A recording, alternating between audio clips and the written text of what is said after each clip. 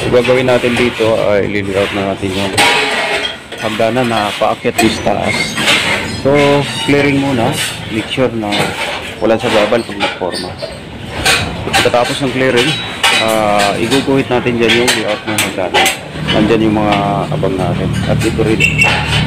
Ito yung paakyat doon sa may landing. Tapos, paakyat naman doon sa taas. Okay. So, step by step, ang gagawin nating pag-layout dito. At yung pagpupurma ng mga... So, okay. May guhit na tayo dito. Ayan. Step. Dito, magmula. Kili-kili. Magmula doon, magsukat ka ng 12. 12, finish yun. Oh. Mula doon sa pinaka-kili-kili. At saka, dito din yung kili-kili dyan. Sukat ka doon. Lagyan mo ng tansi. Ala, focus to lang. Hindi mahirap. Ayan o, ayan o. Ito?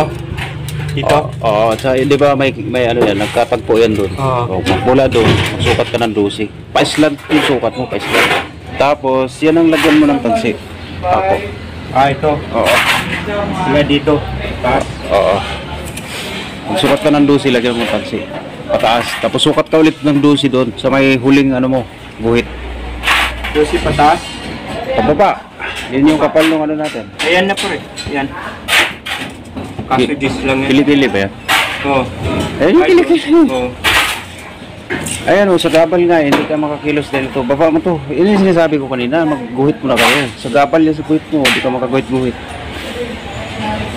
Sablay naman na yan. Sige, ituloy mo muna to, tapos lagyan mo ng guhit. Tingnan makita mo kung gaano kalaki yung sablay na.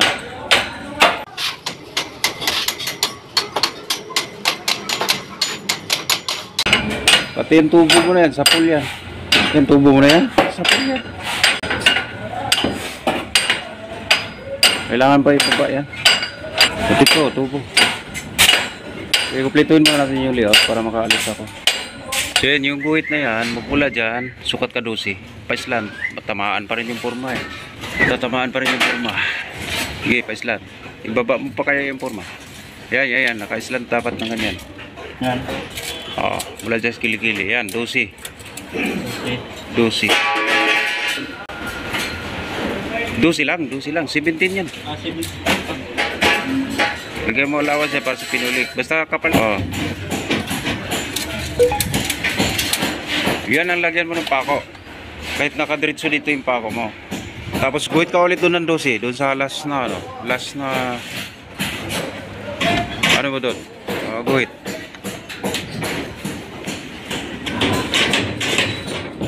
Yan. Pag-trainingin natin itong mga karpintero ito. Gawa na hagdan. 12. Slant din, slant. Ano ito? Hindi, pa-island. Hindi, pag ito. Yung katulad yung ginawa mo dito. 12.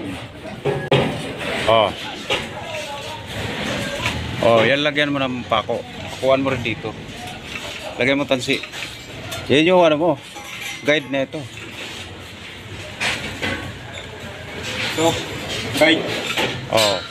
Kaya ilipat mo yun doon. Pako. Tansi. Nangangapa sa tindahan.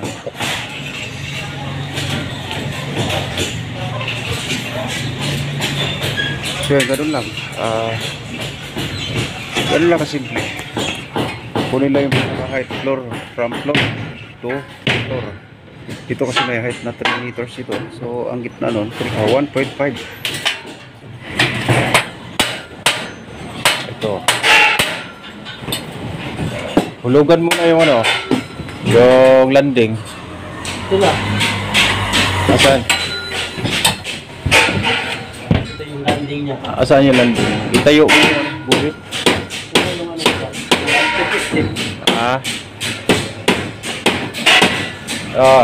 Itayo mo yung guhit tapos magbaba ka ng 18.5. 18.5. 18. Sablay to, sablay. Puti hindi mo pa na ipako. Andun pa yun,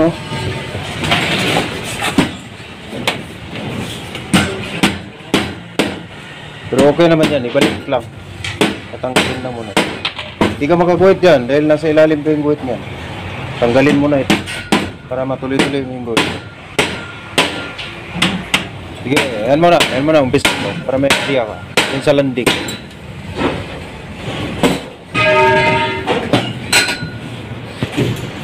Katulad lang yun din yan doon sa kanya, oh. In-adjust din niya. Tapos maglibil ka, magmula aray. Libil mo to, magmula doon. Yung sa ibabaw ng buhos natin. Yan. Yung ibabaw ng buhos natin. Tsaka hindi pa nyo pa binaba. Ito dapat binaba nyo pa ng 2 cm. Kulang pa ng 2 cm yan. Gis lang yan eh. Oo, yan. Gis lang yan. Pero ano ka na lang doon para ma-layout mo to. Madiri-diritso mo. Para mabakalan natin. Libil mo. Doon sa kanya. Sigurado. Maglibil ka muna kayo. Maglibil muna kayo.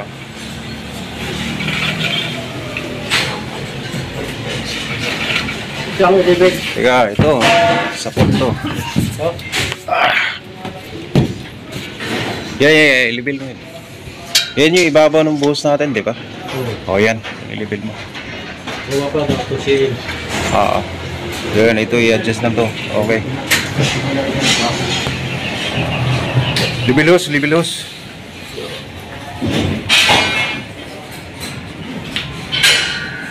Ito. Pansinin natin dito, tol. Ito yung guhit natin sa landing. Ayun, labo lang kasi. Pero yan, at mayroon na rin step dito para sa riser. At yung thread. So yun yung sinusundan natin dito sa trimming ng forma. Ayan. Okay. Yan. So yun yung libing mo dito sa landing. So yan, magmula dyan 18.5 pababa. Bali walong stick sa may line landing. 18.5 28 na yan. 20. Yan 18.5. Yan, magmula dyan magsukat ka ng 12. 18.5. Wala na yan, okay na yan. Last na yan. Doon. Magmula ka ng magsukat ka ng 12 doon sa may kanto isa. Ayan. 12. Pababa. Paislan. Yung pako mo na yan, isa. Dito sa lahat. Di. Doon, pako mo na yan. Paislan, 12. Dito. Oh, 12. Paislan. Oh, paislan. Ano na? Oh, yan ang tansi mo. Sige. Sukat. Ganun din doon sa may last doon. 12 din. Hindi, doon nga. Hindi mo makuha yan dyan eh. Yan pako mo, dyan ka magmula ng 12. Paislanting mo. Yan ang lagyan mo ng tansi. Paislanting. Pag ano no? Oh, sige pa, bali pa. Sige, bali pa. Islan pa. Paislan. Yan. Sige pa, islat pa konti. Yan. Lucy. Ayan, lagyan mo tansi. Ganun din doon. Sukat ka rin doon. Lagyan mo ng tansi. Yan yung guide mo. Baba ka dyan ng yung tubo mo. Baba mo dyan ng kapal nung pinulik. Hindi. Doon sa Hindi, malalim yan. Malalim yata. Doon sa pangalawang pako. Yun ang taas. Pangalawa, yun taas. Oh, yan. Lucy.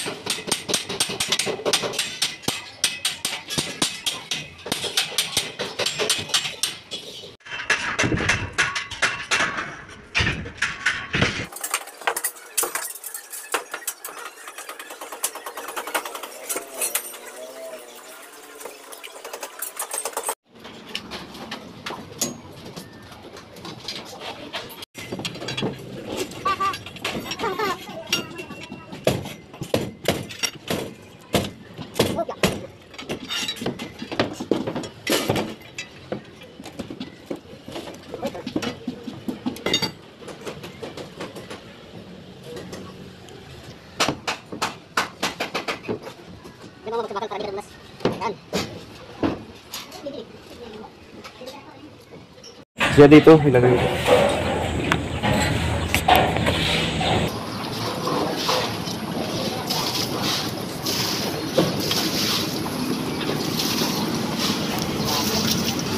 So, ito yung bubuhusan natin ngayon. Kumplito na siya ng reverse. At meron na rin linya para sa lightning. Kasi may lightning ito lalim na ito. So, yun mapapansin natin. Kumplito na ng forma. At makalay na siya. Okay. Yan yung layout natin dito. Yan yung part na yan, yung landing. Okay.